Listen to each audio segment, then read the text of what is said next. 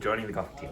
My most embarrassing moment was when I was a freshman. I was on scout team, and I made a good play at the D line, but then I hit the starting varsity quarterback, Jarrett Vermillion. I've never been so scared of Coach Mbadi. Like, he was terrifying, just screaming, yelling at me. Oh, I wanted to crawl in a hole.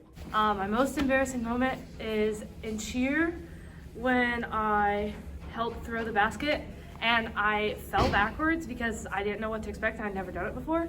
And I scratched Leah's nose up so bad. She has a scar from it now. Would probably be when I first came here in 3rd grade, I said I was a star QB and ended up throwing the ball in the trees during recess. So, yeah. My most embarrassing moment was when I was taking yearbook pictures at a golf match, and I had never set the car alarm off of my car before. So I was getting out of the car, I had a lot of things in my hand, and I hit the car alarm, and the whole Arcadia golf team is staring at me. I'm struggling. I almost dropped the yearbook camera, and the alarm went off for about 3 minutes, and it was terrible. I turned red. It was awful. My most embarrassing moment was junior year lineman challenge against Cary, where we couldn't do half the things that they tried to have us do. So my most embarrassing moment is last year at a pep rally. I forgot completely what I was doing, and so I was like, hey, chess, and everybody else is doing their thing. My most embarrassing moment was definitely when I fell down the bleachers during a basketball game with my snare on onto the basketball court. My most embarrassing moment is when we played LB my freshman year and it was really rainy, and I was getting dressed and ready for the game, and I slipped and fell and hit my head on the stall door. My most embarrassing moment is my vulture roll in the junior class play. My most embarrassing moment would probably be when I mess up all the time, and specifically when we were at a summer practice and it was really hot outside and I didn't sleep at all the night before. Then I went to cheer practice at 9, and then we had to learn the hello cheer, and my brain was just not understanding the movements and the talking at the same time. And so basically I made the whole group redo the hello cheer 50 times on the football field. It was so hot outside and I felt really bad, and I just wasn't getting it down. Okay, my most embarrassing moment had to have been 7-on-7 at Hopewell Loudon when we were playing Hopewell, because there's a quad 7-on-7. And I'm guarding Reed Jury, and he runs a nasty comeback route. I'm still in my back pedal, not coming up to make play because I thought he was still running. Most embarrassing moment would probably have to be when I was still a band manager, and I was running the flags after it had rained and it was really muddy, and I slipped and fell face forward into the mud in front of the bleachers. Sophomore year, I threw a game ball onto the track and Coach McGrain yelled at me at the top of his lungs. My face got very red and it was terrible. My most embarrassing moment for cheer was during practice one day. We were throwing Leah for the basket toss, and we threw her up, and she went way too far my way, so she ended up landing right on top of me on my chest and knocked me over and knocked the wind out of me, and it was really embarrassing, and everyone was asking me if I was okay, and I wasn't. All right, my most embarrassing moment is definitely last year getting put on the front page of the newspaper missing a tackle against LB. My freshman year, and we were playing John Cena in the band. Anyway, so I go in to hit this rim shot. My stick flies out behind me. It goes right through Xavier Thornton and Olivia Lyon's heads, literally right in between it. And then it hits Emma Rossman's foot while she's cheering. And then Glenn Thompson ran up to me and is yelling at me. She's like, "Why would you ever do that?" And I'm sitting, oh my God, yeah, no, it was, I didn't mean to, but that was not a good moment for me.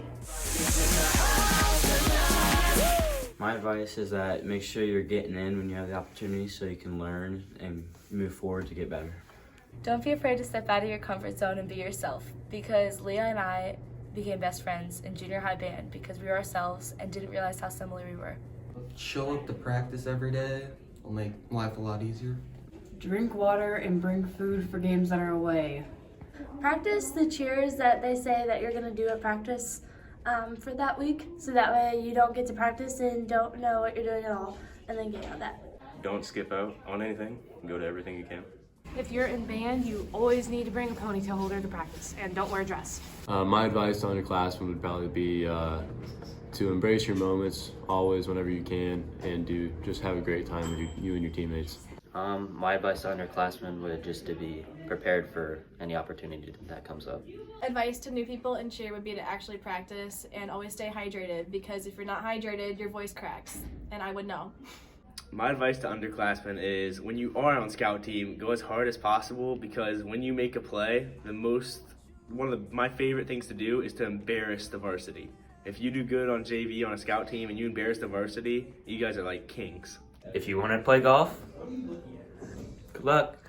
Really make the most of it. As much as everybody says like it goes like really fast, like it's not like it goes by like so fast, and it's just something that's really fun to look back on, like all of your fun memories over the years, and you really just want to have fun with it.